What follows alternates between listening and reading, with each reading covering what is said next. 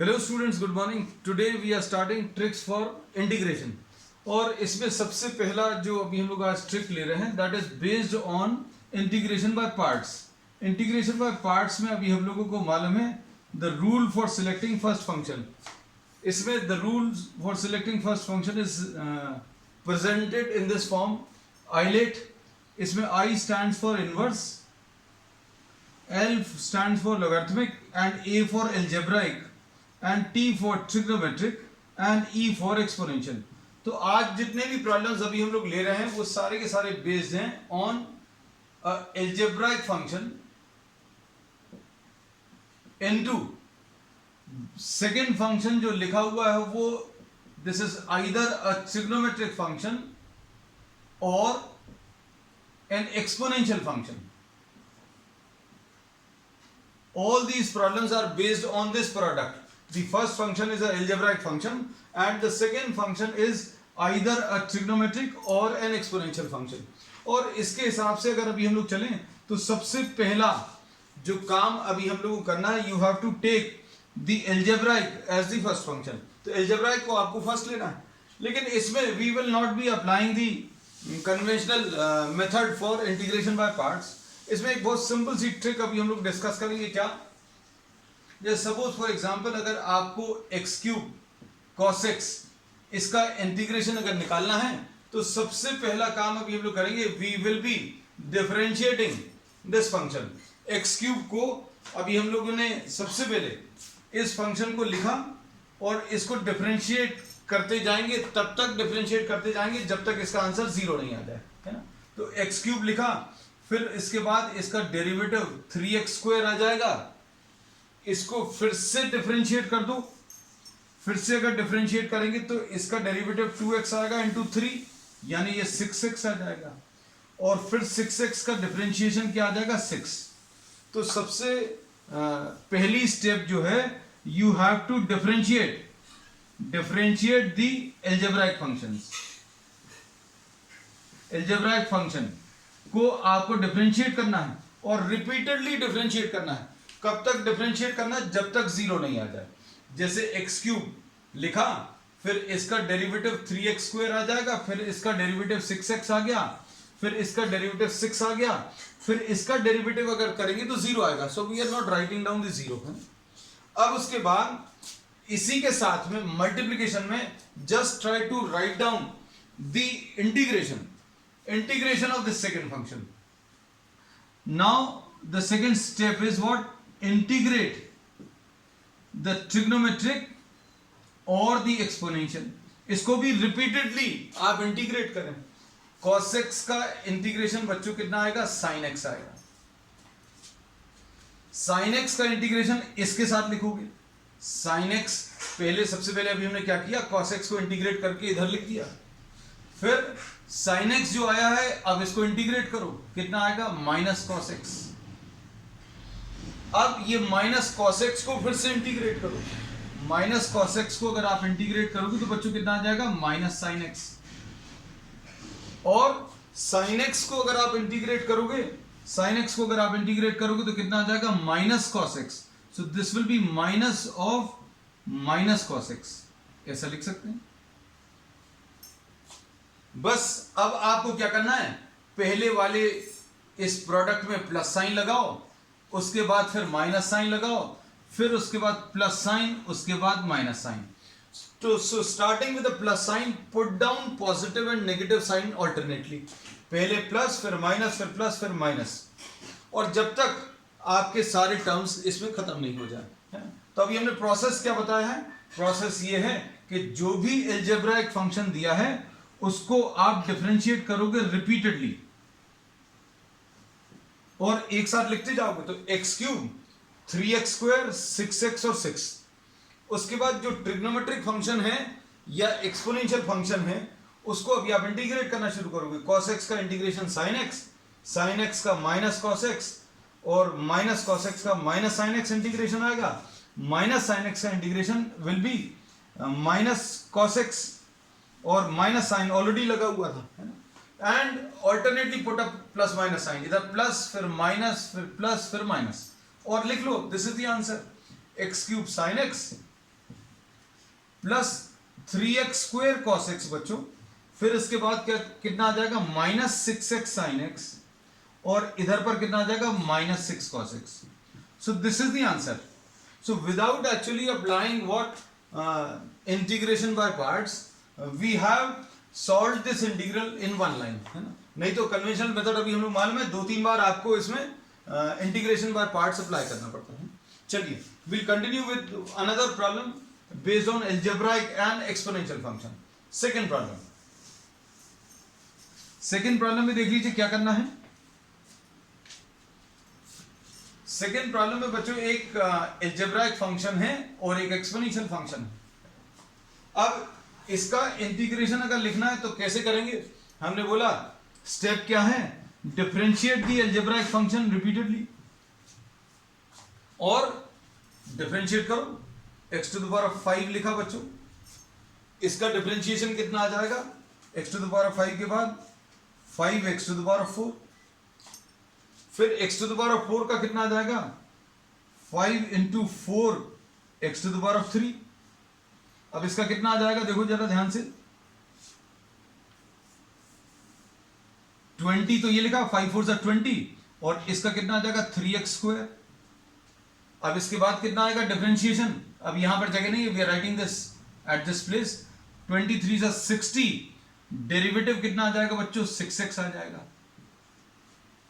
Derivative इसका कितना आ जाएगा, सॉरी ये 60 आ गया और इसके बाद ये 2x आ गया. अब इसके बाद फिर क्या करोगे, इसके बाद फिर 120 तो ये लिखा हुआ है, x का डेरिवेटिव 1 आ जाएगा. So similar type of step. हमने बोला एल्जेब्राइक फंक्शन को डिफरेंशिएट करो तो कितना आएगा x to the power of 5, 5x to the power of 4, 20x cube, फिर minus 60x square, plus 120x. Sign नहीं इसमें, there are no signs initially. 120x और ये 120 और इसका अगला डेरिवेटिव जो है 0 आ जाएगा. So you have to differentiate the algebraic function till you get a 0. आप इसको तब तक डिफरेंशिएट करते जाएं जब तक 0 नहीं आ जाए. उसके बाद क्या करना है, उसके बाद इंटीग्रेट कर लो. ये जो दूसरा वाला इंटीग्रेट ट्रिग्नोमेट्रिक और एक्सपोनेंशियल जो भी है ना, तो दोनों तो है नहीं, एक्सपोनेंशियल है और इसमें भी अभी हम लोग बोलेंगे रिपीटेडली. इंटीग्रेशन इससे स्टार्ट करो, इसका integration e to the power of x आएगा. अब इसका इंटीग्रेशन यहां पर लिखो e to the power of x आएगा. इसका इंटीग्रेशन यहां पर लिखो e to the power of x आएगा. अब इसका इंटीग्रेशन यहां पर लिखो e to the power of x, इसका integration e to the power of x और इसका integration e to the power of x. और आंसर में फाइनल स्टेप क्या है, put a plus minus sign. Plus है, ये माइनस है, ये प्लस है, ये माइनस है, this is plus and this is minus. So this is the answer. तो आप इसको एक्चुअल में कर देखना, it will take lot of time. x to the power of 5 into e to the power of x minus 5x to the power of 4 e to the power of x plus 20x cube e to the power of x minus 60 x square e to the power of x plus 120 x e to the power of x minus 120 e to the power of x. So this is the answer. So in one single line you can write down the answer. अब questions जो हैं आगे थोड़ा सा, अब ये वाले part जो हैं इंटीग्रेशन वाले पार्ट वो कॉम्प्लिकेटेड हो गया थोड़ा सा. अब देखो इसमें क्या आएगा. You are taking question number 3. Question number 3 में देखो बच्चों क्या करना है. x square sine 2x dx. अब ये याद रखना, ये आपको बेसिकली मालूम होना चाहिए कि साइन x का इंटीग्रेशन बच्चों क्या होता है माइनस कॉस x. इसमें दिक्कत नहीं जानी चाहिए. अब cos x का integration will be what sine x, है ना. ये चीजें यूज होती हैं. अब शॉर्ट ट्रिक्स तब करते हैं जब अभी हम लोगों ने एक बार कन्वेंशनल मेथड से आपने अच्छे से कर लिया है ना. अब इसमें देखो हम लोग क्या बोलेंगे, एल्जेब्राइक फंक्शन से स्टार्ट करो. एक्स स्क्वायर लिखा, फिर इसका डेरिवेटिव लिखा 2x. So differentiate, the first step is differentiate the algebraic function repeatedly till you get a 0. X square है, फिर 2x है, फिर 2 आ गया.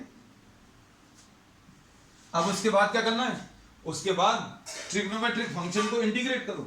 अब ट्रिग्नोमेट्रिक फंक्शन को इंटीग्रेट करेंगे तो बच्चों कितना आएगा, sin 2x का इंटीग्रेशन. साइन 2x का इंटीग्रेशन बच्चों कितना आ जाएगा, माइनस कॉस 2x और डिवाइडेड बाय 2, ऐसा कुछ आ गया। ठीक है, फिर इसके बाद क्या आएगा, थोड़ा सा यहां पर लिख दे रहे हैं, देखो अब इसको फिर से इंटीग्रेट करो, मतलब साइन 2x को इंटीग्रेट किया, अब ये जो आया इसको इंटीग्रेट करके यहां पर लिखो, इसको इंटीग्रेट करके यहां पर लिखेंगे तो कितना आएगा, cos x का माइनस आएगा, cos x का सॉरी साइन आएगा, साइन 2x है ना, अपॉन 2, और एक 2 ऑलरेडी लिखा हुआ था तो 2 इंटू 2 आ गया। ठीक, उसके बाद क्या करना है, अब इसका फिर से इंटीग्रेशन करना है, किसका, साइन 2x का, तो साइन 2x का इंटीग्रेशन क्या आ जाएगा, ये आ जाएगा minus of minus cos 2x divided by 2 आएगा, और ऑलरेडी 2 इंटू 2 लिखा हुआ था, 2 इंटू 2 ऑलरेडी लिखा था, हर स्टेप में 2 से डिवाइड होता जाएगा, क्योंकि यहां पर x के साथ 2 है तो इस 2 से भी आपको डिवाइड करना है।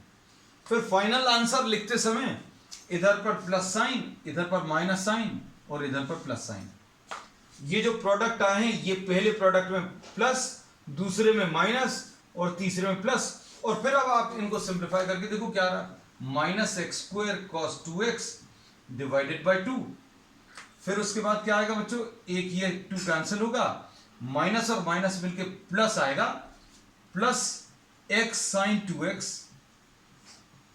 डिवाइडेड बाय 2 आएगा, और फिर उसके बाद ये 2 माइनस साइन मिलकर प्लस आ जाएगा, और एक 2 कैंसिल होगा तो कितना आ जाएगा, cos 2x divided by 4. So this is the answer, and in one single line you can get the answer to all these questions. Last question.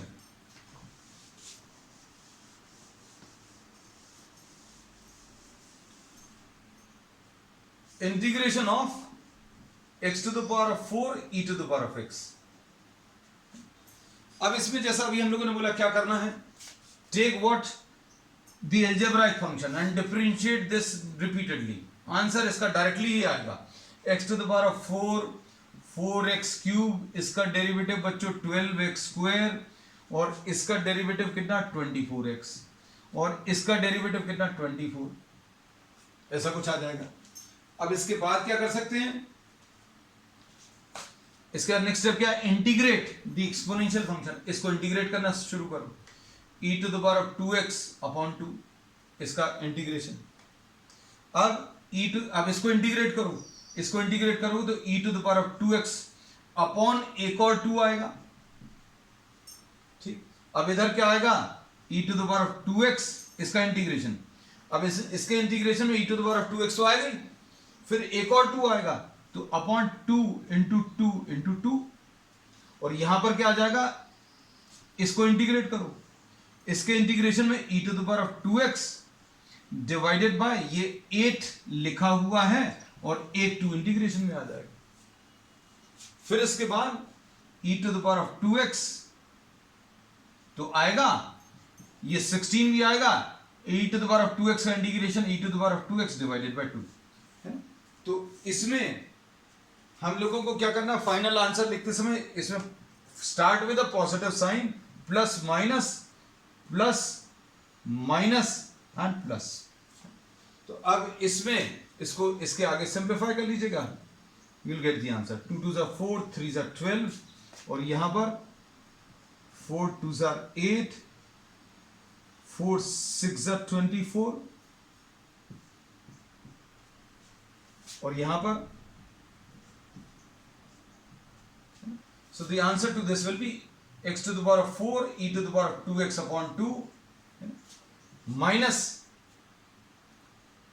x cube e to the power of 2x, फिर इसके बाद क्या आ जाएगा, plus 3x square upon 2 e to the power of 2x, उसके बाद क्या आएगा, इसमें भी माइनस 3/2 है ना बच्चों, नंबर्स देख लेना, हो सकता है। फिर उसके बाद finally plus 3/4 e to the power of 2x है ना। अब